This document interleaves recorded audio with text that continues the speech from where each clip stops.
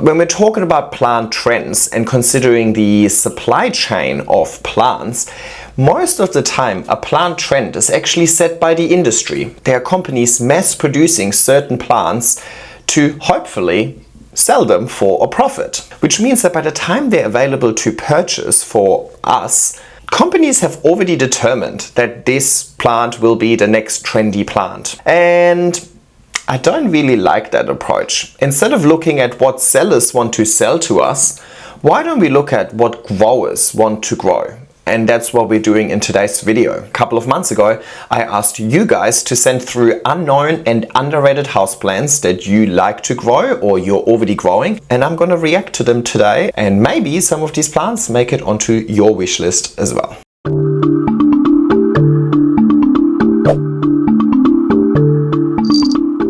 Hey everybody, and welcome back to my YouTube channel. Plant trends is such an interesting topic, and I don't want to go too deep into it for now because I want to look at some of these plants. But usually when we're talking about trendy plants, the trend has been set by the industry. Obviously trends are somewhat set by demand and supply, but if we think about how lengthy of a journey it can be to actually produce and supply a plant, it's almost like the industry sets the trend in the first place. They're like, hey, well, 2 years ago we started tissue culturing this plant. We better make it trendy now because we've got thousands of them to sell. Now, of course, that's not always the case. There's also little micro trends within little niches and so on. But overall, when we're thinking about plant and the supply chain, the plants that are available for us to purchase, the plants that we get to look at all the time, the plants that get hyped up on the internet, those are the ones that they've already been working on 2-3 years ago. They wanted to sell this plant to you. They're creating this hype around the plant so that people suddenly have the desire to own that plant. It's basically like labubus. If you don't know what labubu is, please keep it that way.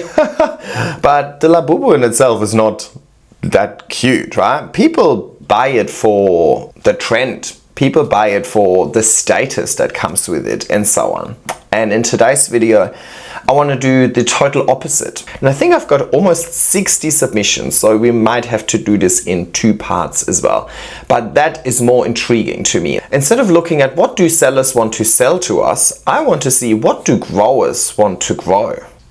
So let's get started. Maybe for today, we're just giving them a thumbs up, neutral, or thumbs down. But of course, it's just my taste as well, guys. Don't be discouraged by anything that I might say. You know, that's one of the beautiful things about plants. There is plenty of variety, so there's a plant for anyone.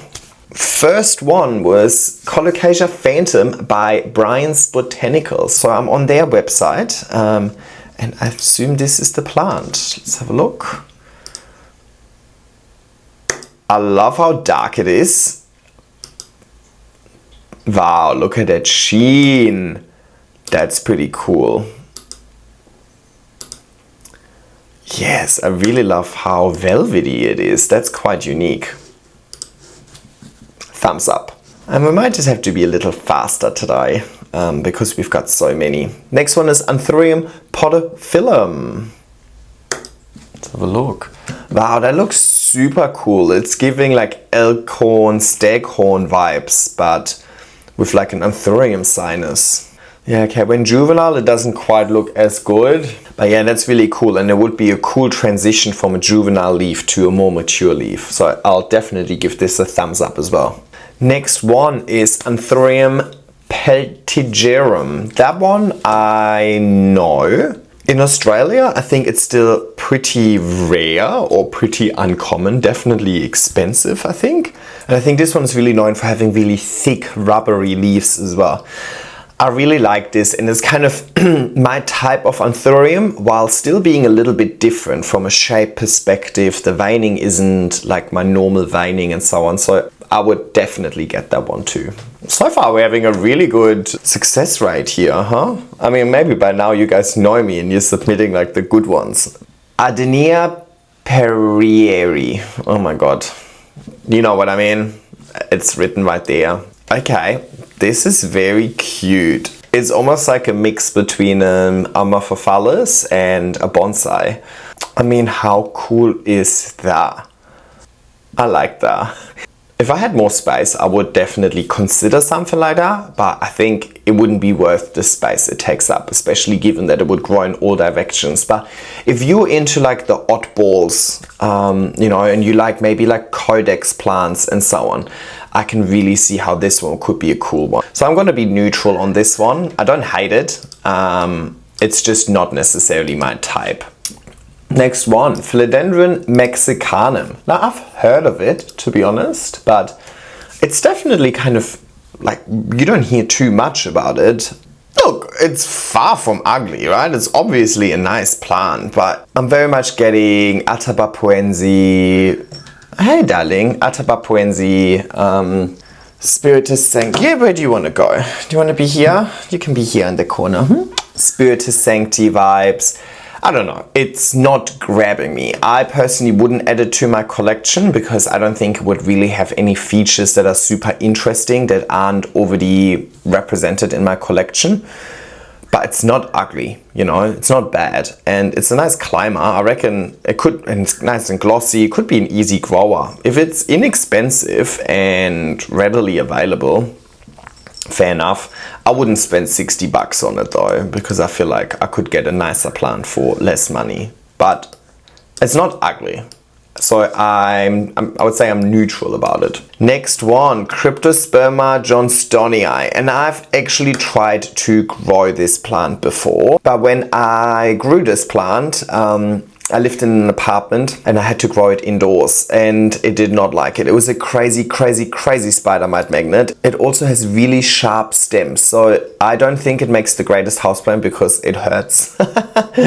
And it is a crazy spider mite magnet. If you have like a really tropical setup or even like a pond, I think they like a really muddy pondy setup,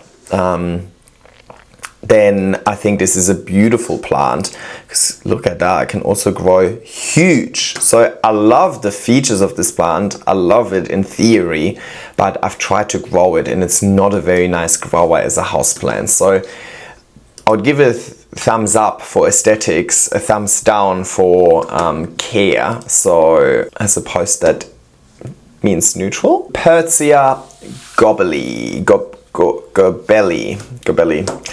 A tassel fern. If you would have asked me about tassel ferns half a year ago, I would have been like, oh my god, so weird. To me, they look like an upside down Christmas tree, or like they're giving Christmas vibes, right? They're giving pine tree vibes, which doesn't really, you know, give me that tropical fantasy that I usually like to live. But when I was in Bangkok and I visited that beautiful house, and if you haven't seen that video, highly recommend you check it out. But when I was there at Holmes' house, he had a lot of tassel ferns kind of hanging over the pool, and it looked really, really cool. So I'm warming up to them, but I think it has to be in some sort of like greenhouse setting. I could see having some of them and hanging in my greenhouse, something like that. I think, like, you know, similar to like a Rhipsalis. I currently have a lot of Rhipsalis hanging there. I could see that kind of. And look, I don't know enough about tassel ferns to really differentiate between species over here. To me, they all look rather similar. But I would definitely want to have a really lush one, like these ones over here. Whenever I've seen them being sold before, they're being sold as like one strand and so on, and I just didn't really see the fantasy. So I'm not excited about it, but I don't hate it. So I think let's just say I'm neutral on this. Piper. Now Piper is actually a gene. I think I've tried 2 or 3 Pipers before in my life and none of them even like made it past like month 1 or month 2. So Piper does not seem to be the species for me, but this looks stunning. This looks like an anthurium basically. Big thumbs up. Would definitely grow this. Well, I would probably kill it, but I would attempt it. Epipremnum species Bali Hanuman. I have seen this around. Yeah, I was about to say, I think Flora Magnifica sells them, and I might purchase this actually. Let's see how I feel about it after the video, but my birthday's coming up next month and I'm looking for something to purchase to spoil myself for my birthday. And I love epipremnums. The problem is they can grow so large, and yeah, but this is cool. I like this. It basically looks like a really highly variegated marbled epipremnum pennatum, but with also quite interesting fenestrations. Yeah, I very like this, very much. Now the next one, Scindapsus trivia dark form. I wouldn't say it's that underrated or unknown. It's, at least over here in Australia, it is actually somewhat common now. But when this was first introduced to the market over here, probably 4 or 5 years ago, they were ridiculously expensive. And I think that just was a bit off-putting for me because I just don't see the appeal. I guess it's a really nice dark leaf, but it doesn't really, like this plant in itself doesn't really change. It's just gonna stay like that, you know, like it's like, look, it's just a pot full of the same, which is okay as a trailing plant, but I don't know, like I feel like you can get that from, like, you know, you have the Scindapsus, no, you have the Red Arrow Syngonium, for example, that also has the dark fronds, but then you have the red backs, which is like a little extra.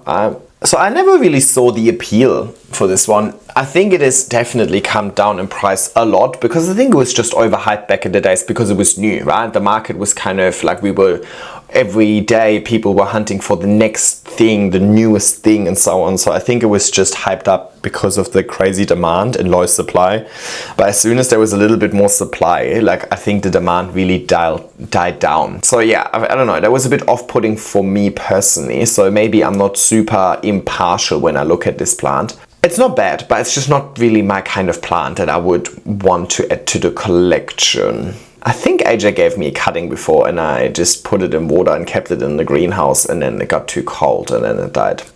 So clearly I don't like it that much. So, but I don't hate it, so I will give it a neutral. Alright, look at this Passiflora. That is cool. Okay, so it's like a little vining. Flora Magnifica has it too. Oh, $120. Don't like it that much. It reminds me of my Dioscorea discala, right? It's going to vine really quickly, it's going to grow really quickly, it's probably going to go dormant in winter. The Dioscorea discala also has kind of these like red purplish undertones and so on. This one just has a more interesting leaf shape. Looks like little duck, what do you call duck feet? Paws? I don't know, paws. Are they just feet maybe? I don't know. You know what I mean? Yeah, I really like it. I like it, but I probably wouldn't add it to my collection because I feel like I already have the Dioscorea discala. If I had more space, I would add it, probably, yeah.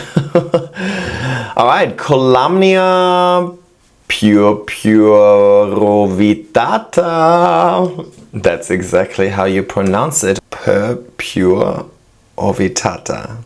Definitely wrong, so let's just give up.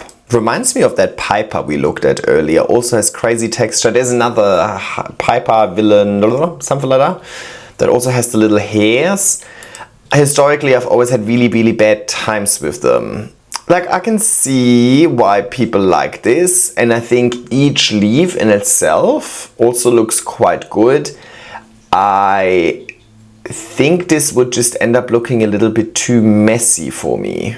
Like, see what I mean? I feel like you would most likely end up with really long woody stems. These leaves will eventually fall off and then you'll just have like this a few nice leaves down there on like this long wooden stem, which obviously you can chop and propagate and then replant and so on, so obviously it would require a little bit of upkeep, but I love each leaf in itself. I do not love the growth pattern, so I would say neutral. But it's definitely one of those, again, like, you know, if somebody enjoys a good oddball, then I think that could be good. I don't even want to attempt to pronounce this one, and I feel like we've looked at something maybe similar before. Look at that. That is stunning. The white margin around the leaf. Okay, and it looks like, I mean, the lighting is weird over here, but it looks like it can grow really lush as well. That could look so good in a terrarium setup like that. Really, really dark foliage. If you're into dark foliage, this is a cool one. And it doesn't look like too big of a space commitment either. Yeah, this one gets a big, big thumbs up. I don't even know all of these genuses, which is amazing. Again, I won't attempt to pronounce it. You guys can see it in my Google search up there. Okay, this is intriguing. Are you telling me these leaves get that big? I did not expect these leaves to be that big.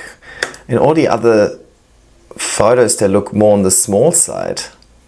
Wow, that is super, super cool. 2 thumbs up for this one. I would love this one. I was about to say it's almost like the texture of the leaf and the sheen that it seems to have is giving me Hoffmannia vibes, which is the next suggestion actually. So let's have a look at that. See what I mean? A little ruffled bit. Right?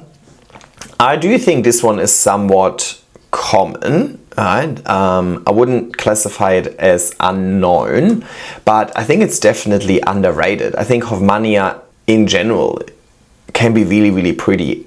I haven't had the best success. I tried it once. I haven't had the best success growing them indoors. But then at the same time, I also only tried once. And I didn't even try that hard either. Pretty sure some pest got to it. So, you know, maybe I should give it another chance. And don't just give up on them, because they have one of the craziest textures and super nice and velvety, sheeny and so on. Great colors as they emerge and so on. So has a lot of really nice features. Definitely a thumbs up for me. And then obviously within even genus like philodendron that I'm very familiar with, there's obviously so many species that I have no idea about, that I've never heard of. But of course at some stage they all start looking pretty similar. Let's have a look at this. Look, I really don't mind it. I think it is beautiful, but it is giving very generic philodendron, right? If you just think of like a generic philodendron, I feel like this is what people would think of. Wouldn't have enough interest for me personally to want to add this to my collection, but if I would have like a big garden and like a lot of, let's say, like palm trees, and I want to have different philodendron growing up each palm tree, I feel like that would be a good candidate. So I would give it a neutral. Next one, Monstera punctulata. Now, I love this, of course. This I've heard of it before. I don't think I've ever seen it in person. I think it's like a really great mix between my Monstera dubia and like an Adansonii or something like that. It's definitely, I mean, it's a Monstera. At the end of the day, all Monsteras look more similar than they look different. And I don't think you need to have all of them. Of course not. Definitely a thumbs up. I just would need to really think about how to justify the space that it would take up, given that it is very similar to what I already have. Monstera tenuis. Very similar story over here. I think it is very pretty. I think it almost looks like a mature Epipremnum pinnadum or Rhaphidophora neglecta, I think it is. Very similar vibe to that. So definitely a thumbs up. I very much enjoy it, but probably not unique enough for me to want to add it to my collection. But I really like it. Similar as before, if I would just have a garden with lots of palm trees and I want to choose a different climber on each palm tree, I would definitely let that climb up one of my palm trees. Philodendron polypodioides, which is not Philodendron tortum, but it looks very similar to Philodendron tortum or similar-ish. Like, it's not bad. Like, imagine it in like a really nice pot in like a little, on a table in front of like a nice red brick wall with like some nice accent lighting on it, and it's really like a, you know, like a little artwork, almost like bonsai style, you know. I could see how it could look very artsy. But then I also feel like, well, imagine putting a much nicer plant in that spot. I feel like the setup would make any plant look good. But you know what I mean? Sometimes when it's just like, sometimes you have these codex plants with like 3 leaves at the top, but they're displayed nicely, and it's kind of like, okay, it's a vibe. I feel like you could get that because it's interesting. It's kind of like, you know, a little skeleton-y and so on, but not usually my sense of aesthetic. So I would give it a neutral. Next one is Philodendron barosuanum. Flora Magnifica has this one too. Jeez, maybe they're not that underrated if I can buy all of them. I don't mind it. It looks like a little rabbit. I definitely think it looks cute when it matures. It looks like a little Minnie Mouse almost. Look, I like it. I like it. I think like maybe on a green wall, for example, having lots and lots of climbers. But I don't think I would grow it as a houseplant, like by itself on a moss pile, being it like a. I feel like it's more of a filler plant rather than a showstopper. Amorphophallus on the. It's on screen here. And apparently it's the smallest Amorphophallus in the world. That is so cute! Okay, that's super cute. Yes, I could get behind this. Thumbs up. Alright, next one. Costus arabicus variegata. Wow, okay, that looks cool. I mean, this has super pretty variegation. This looks AI, you know? It looks really, really nice. I mean, I'm hoping this is not AI. Or AI is smart enough to put pest damage in it now. But that's cool, no? I feel like you would need a lot of space. You would definitely want to grow this in a garden, not inside your house. But that gets 2 thumbs up for me as well. I really like that. Another Costus, but this one is grown for the red backs. That is crazy. Yeah. Thumbs up. Again, for a good garden. Imagine those two next to each other, like the green with red and then the green with white. Wow, you would add so much color so quickly, and shape and texture. So much interest. That's cool. I really like this. All right, Aristolochia leuconura.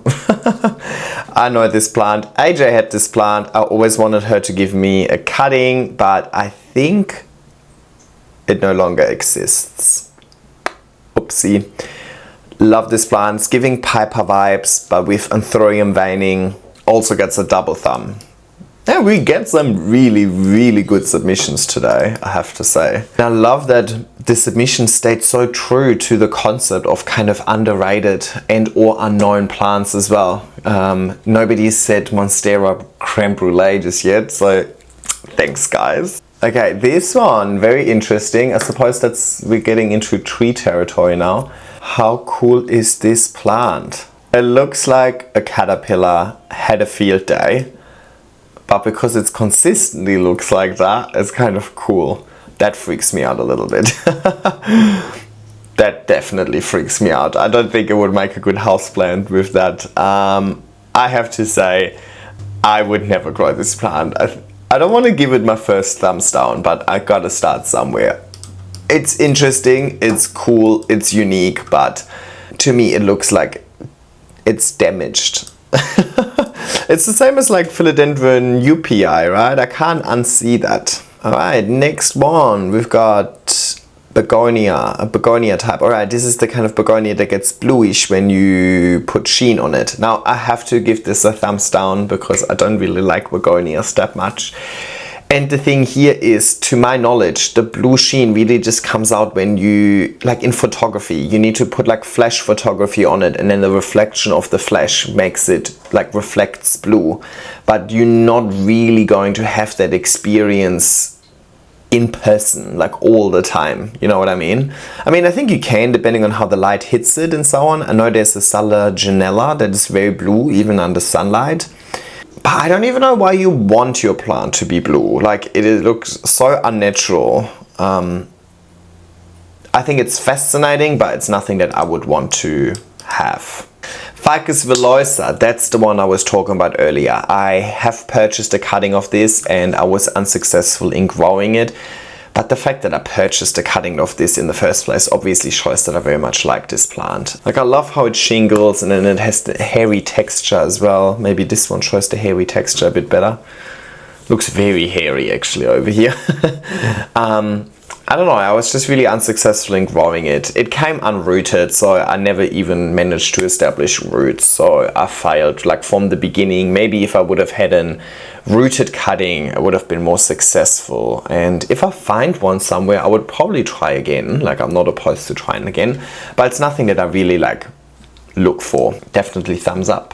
All right, Begonia Darth Vaderiana. I've heard of this one because of the name, and I think it's definitely cool. I still don't like begonias that much, but I can get behind that white margin. I think that looks pretty cool. And if at some stage of my life I end up having a terrarium, I could see putting this in there. Yeah, it's just not really my kind of plant to grow, but I can appreciate that it looks nice, and the dark colors with the white margin definitely looks amazing. So I would say I'm neutral on this plant. Alright, next one, Cerotostema. Everything I said about tassel ferns applies. I do love the nice touch of these red flowers though. Greenhouse material, would not grow it indoors. Would I be rushing to buy this plant? No. If it was gifted to me, I would enjoy it. So I'd say I'm neutral about it. And last one for today, because that's already been 30, is Piper Porphyro. Another Piper. Let's keep it at, we can all read this one. I think I've seen this before. I really like this. It does look a little bit like spider mite damage. But that's cute because it's giving, was it Piper crocatum, I think, but it was really shiny with pink veining. This one is velvet, and you know I'm a sucker for anything velvet. Look at that. Okay. I think that's a good one to end it on because I would give this a double thumbs up as well. Would definitely try and grow this plant if it's reasonably cheap. That was 30, and I have another 30 submissions outstanding, and then Chris, who originally came up with this idea, actually sent me another email with another 20 submissions as well. So we can do part 2 and part 3 of this if you enjoyed that. So in the comments down below, let me know, did you enjoy that? Do you want me to do further videos like that where we're actually looking at what plant growers want to grow rather than looking at what the big plant companies want us to buy? I really enjoyed that. It definitely opened my horizons a little bit, and you know, I learned about a few genus and species I've never heard of before, and it is a really exciting aspect of this hobby. After 6 years of growing plants, I still know so little about plants in the grand scheme of things, and it's a really nice humbling experience, but it also shows that this hobby will never get boring unless you choose it to get boring. If you want to learn new things and expand your horizons, there's unlimited things to explore. So that's kind of nice to know. I have enough submissions for now, so I'm not going to ask you to leave more suggestions in the comments down below, but maybe we can do that by the time I get through all of the existing ones. So make sure you subscribe to my channel and turn on the bell notification so you get a notification next time I upload. Also make sure to give this video a thumbs up, and in the comments down below, let me know, did any of these 30 plants that I showed you today make it onto your wish list? And if yes, which ones? Thank you so much for watching, happy growing, and bye!